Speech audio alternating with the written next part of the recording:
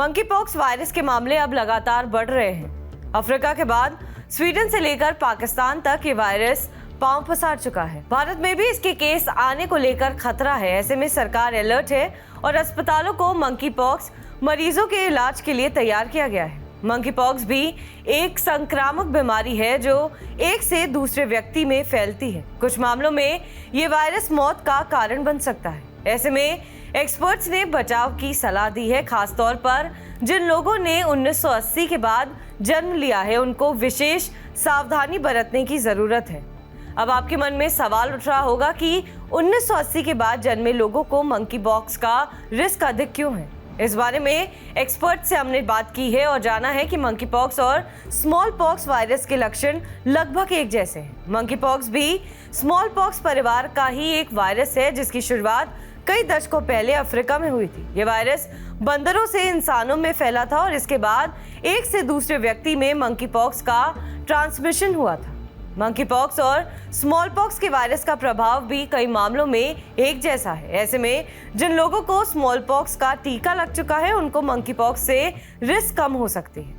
दुनिया भर में 1960 से लेकर 1970 तक स्मॉल पॉक्स वायरस के काफी मामले आए हैं। इस वायरस से बचाव के लिए स्मॉल पॉक्स की वैक्सीन से बड़े पैमाने पर टीकाकरण किया गया है। देखते ही देखते केस कम होने लगे और साल 1980 के आते आते स्मॉल पॉक्स के केस आने बंद हो गए। 1980 में WHO ने स्मॉल पॉक्स बीमारी को खत्म घोषित कर दिया और इसका टीकाकरण भी खत्म कर दिया गया। केवल 1980 तक पैदा हुए बच्चों को जन्म के समय स्मॉल पॉक्स यानी चेचक की वैक्सीन लगी थी। उसके बाद इसका वैक्सीनेशन नहीं हुआ क्योंकि 1980 से पहले जन्म वाले अधिकतर लोगों को स्मॉल पॉक्स की वैक्सीन लग चुकी है तो उनको मंकी पॉक्स से भी खतरा कम हो सकता है। आखिर स्मॉल पॉक्स की वैक्सीन कितनी कारगर है?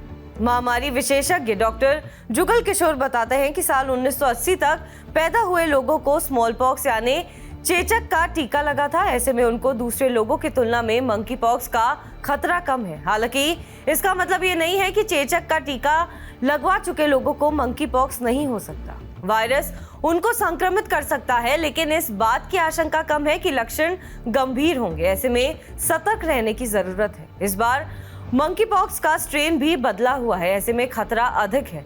फिलहाल मंकी पॉक्स को लेकर अलर्ट रहना होगा। एयरपोर्ट पर निगरानी बढ़ानी होगी। अगर किसी में फ्लू और शरीर पर दाने निकलने की समस्या दिख रही है तो उस व्यक्ति को जल्द से जल्द आइसोलेट करना होगा। हालांकि ये वायरस कोविड जितना संक्रामक नहीं है लेकिन इसमें डेथ रेट भी अधिक हो सकता है। डॉक्टर किशोर बताते हैं कि साल 2022 में जब मंकी पॉक्स के मामले अमेरिका और यूरोप में आए थे तब इन देशों में मंकी पॉक्स से बचाव के लिए स्मॉल पॉक्स के टीके यानी जिनियोज और ACAM 2000 से टीकाकरण किया गया था। हालांकि भारत में स्मॉल पॉक्स की वैक्सीन मौजूद नहीं है। 1980 में स्मॉल पॉक्स को WHO ने दुनिया से खत्म घोषित कर दिया था तो उसके बाद इसकी वैक्सीन भारत में नहीं बनी है।